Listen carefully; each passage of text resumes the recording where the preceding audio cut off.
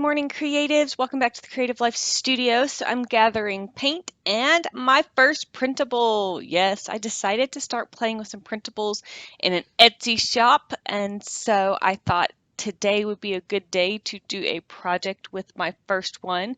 It's titled Jesus is My Jam, and we are working in a single column journaling Bible in Ephesians 5:19.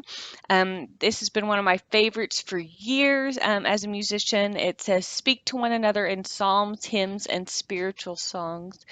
And so, this, of course, being my first printable set, I decided to stick with my kind of favorite I guess, color scheme of that kind of just 80s turquoise and pink and yellow and green. So I thought I would just do a kind of just fun mixed media project in my Bible. I don't believe I showed it, but I did prep this page with clear gesso from Finnabair because I knew I planned on going very mixed media heavy on this and I wanted to protect my page. I also have that sheet of wax paper behind it again to protect the page behind it and keep my pages from sticking together. Right now, I'm just taking an old hotel room card and just swiping that color on the background just to start building up some texture and building up some layers. And you can see I've got over here on the right, that is actually called palette paper. So it's it's paper you can buy in I don't know, in a pallet. I don't really know what to call it, but I guess in um in a package that is slick, so you can work it and not have to worry about your paint kind of seeping into, like if you just use a regular piece of paper or a paper plate or something like that. So it really increases the longevity of your paint by using it. So this is a stamp I did in a video a couple of weeks ago, I think, and I'll post a link to it right there about making custom stamps. And I'm just using it again, not trying to get a super crisp image, but just really building up that background. And of course, I'm using my favorite archival ink from Ranger because, again, I knew I wanted to make this very mixed media heavy and I knew I wanted to build up a bunch of layers. And so, I made sure to use an ink that would withstand any other layers and stuff I might want to put on it. You can also see that I am making sure to use my heat gun a lot, mainly again because I didn't want to risk ruining any layers if it was still wet when I went to the next one. So just making sure I am doing that. This is another stamp that I created in that video. It is, I guess, a drippy paint stamp. I don't know what you call it, but it's one of my favorites. I thought it was super fun to make. And I am just really just right now just building up a background, just giving lots of texture, lots of color, and just having a lot of fun.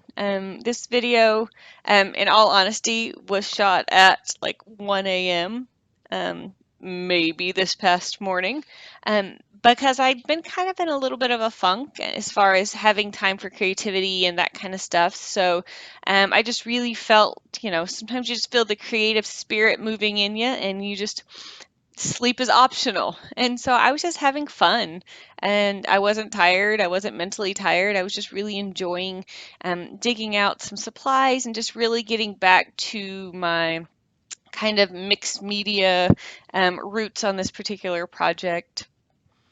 And so you can see I'm just adding layers with stencils and I added some white just to kind of break up all the colors. And of course, hitting it with that heat gun so that I can move on to the next step without accidentally messing up something I had already done. And just going to add one more layer in here, and this is just with an old Unity stamp and some archival ink. And these are my printables, yay, that I created and then I cut out. And I'm just going to kind of just play with them and see what the best way to layer them in is. I really like the little heart because it has the kind of lines in it like like a piece of paper you would have in school, but I couldn't really get it to fit on this page super well. So I'll use it on something else. I am using DecoArt matte medium, which I need to get some more of because I'm almost out. And you can see, or you might not be able to tell because it's in fast motion. I'm applying the matte gel not just in the areas where I'm sticking things down, but also all over the entire page.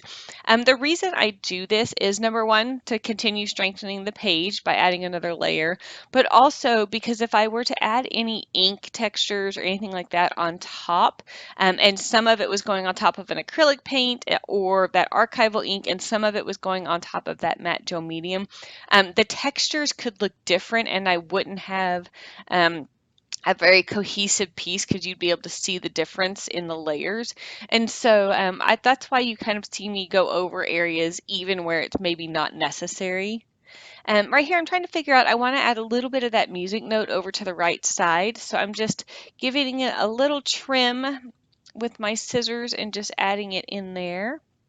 I also did the same to that little green cassette, just to kind of have it look like it's going off the page and kind of add some movement to it.